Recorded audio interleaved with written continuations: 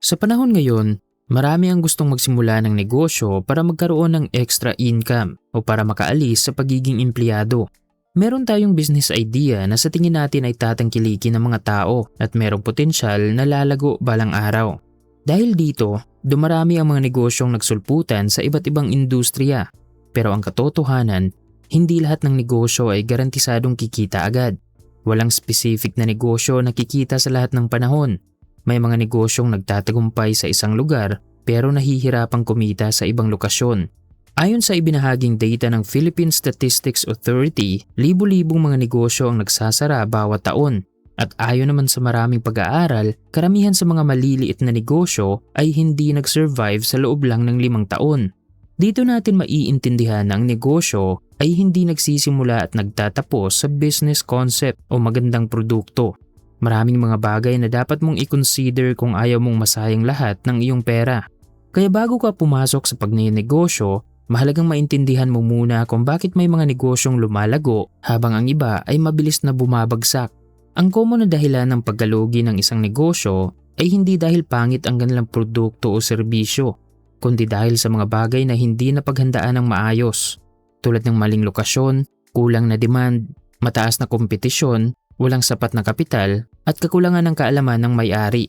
Kapag hindi ito maagang nabigyan ng pansin, maaaring mahuwi sa pagkalugi ang isang negosyo. Kailangan nating tandaan na lahat ng negosyo ay merong kasamang risk at lalo pa itong magiging risky kapag wala tayong alam sa negosyo na ating pinasukan. Kaya naman sa video na ito, tatalakayin natin ang mga negosyong may mataas na chance na malugi, lalo na kapag hindi napaghandaan ng tama.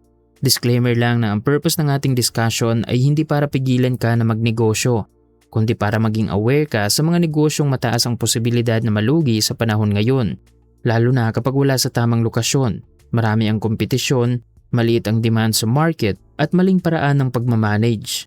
Mas mabuting mag-invest ka muna ng sapat na oras para mag-aral, magplano at maging aware para bago ka maglabas ng malaking puhunan, handa ka na at meron ka na ring malinaw na pananaw.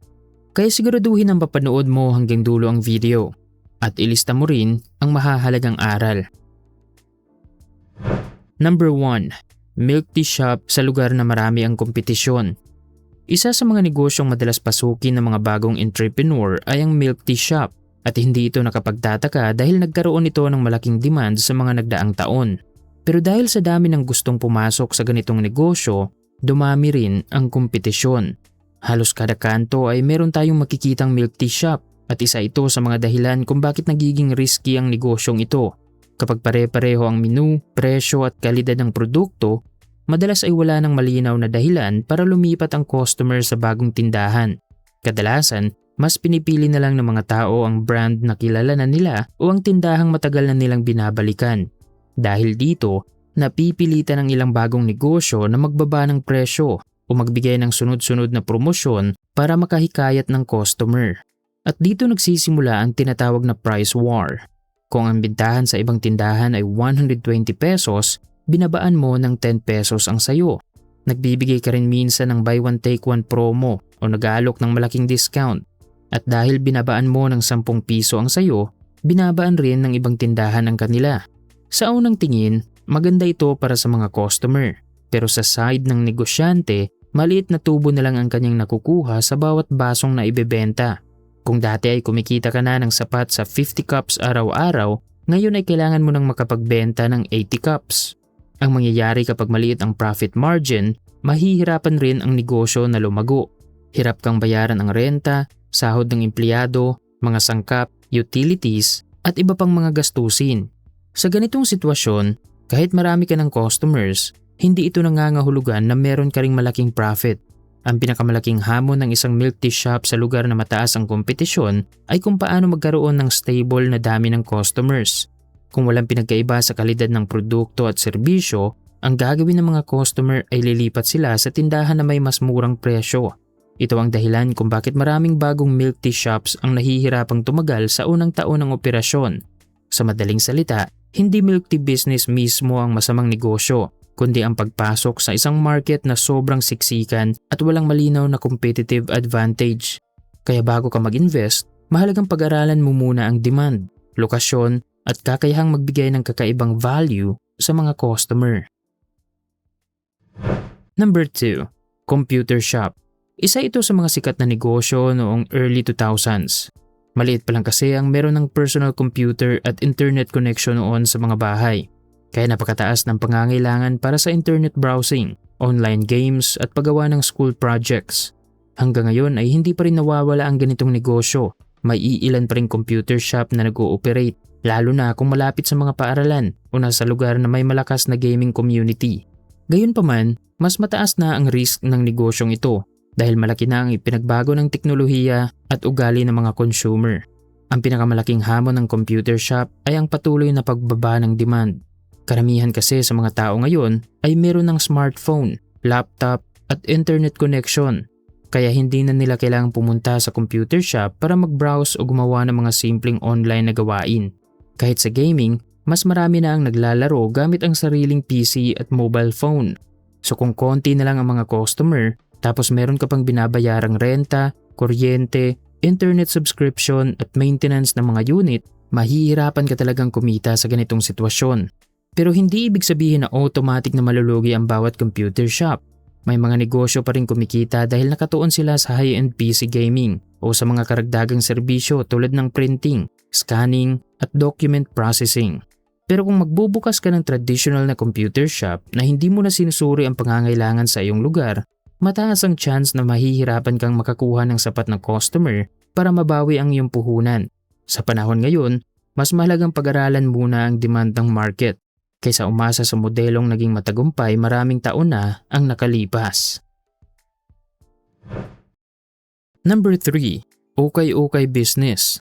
Napakataas ng risk ng negosyong ito kapag hindi na pagplanuhan ng mabuti. Kahit patuloy na merong demand, kailangan mong suriin ang mahalagang aspeto ng negosyo para hindi masayang ang iyong pera. Ang mga iilang dahilan kung bakit madalas na nalulugi ang ukay-ukay business ay ang maling lokasyon, mataas na kompetisyon at kakulangan sa malinaw na target market. Dahil ang mangyayari kapag konti lang ang dumadaan sa tindahan o hindi gusto ng mga tao ang mga paninda, paniguradong bababa rin ang benta. Maliban pa dito, kung hindi maganda ang kalidad ng mga damit o hindi regular ang pagdagdag ng bagong stocks, maaaring mawalan ng interes ang mga tao at lilipat sila sa ibang tindahan na may mas maraming pagpipilian. Kaya bago ka pumasok sa ukay-ukay business at magpalabas ng malaking halaga, gumawa ka muna ng plano at i-consider ang mga sumusunod. Lokasyon na may mataas na foot traffic, piliin ang magandang kalidad ng mga damit, maghanap ng tamang supplier, alamin ang target market at gawing abot kaya ang mga paninda. Sa ganitong paraan, mas tataas ang tsansa na kumita ang negosyo at maiwasang masayang ang iyong puhunan. Number 4. Coffee shop na walang kakaibang concept. Ang coffee shop ay maaaring maging magandang negosyo pero mataas din ang chance na malugi kung hindi ito napagplanuhan ng mabuti. Isa sa mga obvious na dahilan ay ang matinding kompetisyon, kaya ang pag-attract ng mga bagong customers ay ang pinakamalaking hamon ng mga nagsisimula pa lang. Maliban pa dito, malaki din ang kailangan na puhunan dahil kailangan ng maayos na pwesto, coffee machines, kagamitan at tuloy-tuloy na gasto sa renta, kuryente, sahod ng empleyado at mga sangkap. Kapag mababa ang benta sa mga unang buwan, mabilis ding mauubos ang kapital.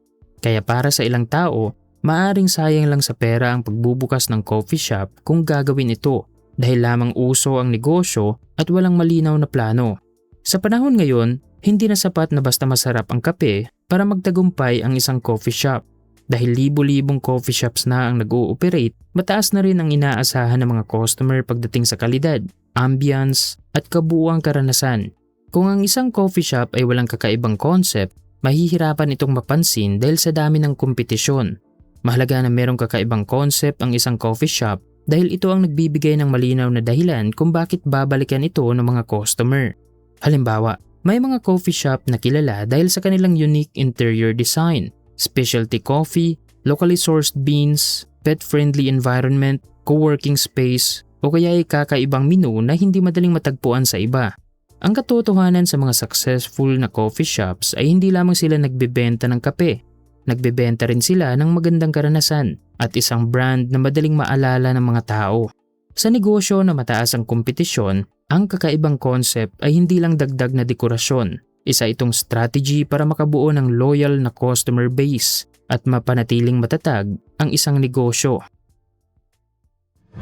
Number 5. Sari-sari store na walang target market. Isa sa mga karaniwang pagkakamali ng mga nagtatayo ng sari-sari store ngayon ay ang paniniwalang sapat ng magbenta ng kung ano-ano. Totoo na dati ay gumagana ang ganitong paraan dahil konti pa ang kompetisyon at limitado ang pagpipilian ng mga customer.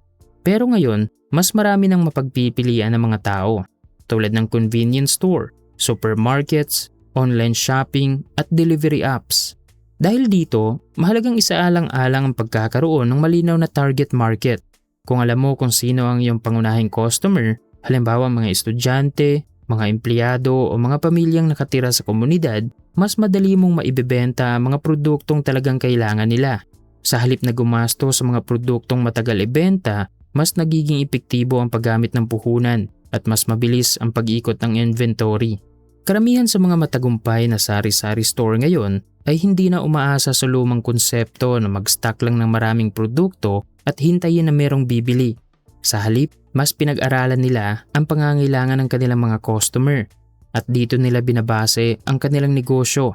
Halimbawa, may mga tindahan na naglalagay ng GCash, cash in at cash out, bills payment, remittance services, frozen products o delivery para sa mga malapit na bahay.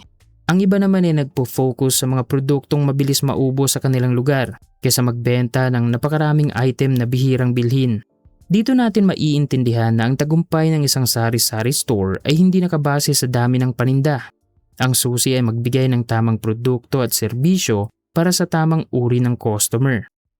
In conclusion, bago ka magsimula o mag-invest sa isang negosyo, pag-aralan mo munang mabuti kung ano ang demand sa inyong lugar. Suriin din ang kompetisyon at pagplanuhan kung paano ka mag-stand out.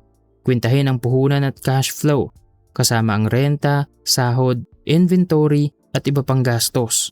Kung maaari, magsimula ka muna sa maliit para i-test ang market bago maglabas ng malaking pera. At higit sa lahat, huwag basta sumabay sa uso. Piliin ang negosyong kaya mong patakbuhin ng maayos at may malinaw na plano. Sa ganitong paraan, mas nababawasan ang risk at mas tataas ang tsansa mo na magtagumpay.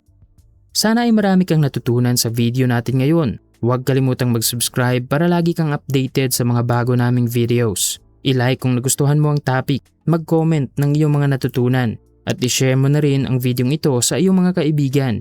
Maraming salamat sa panunood at sana ay magtagumpay ka.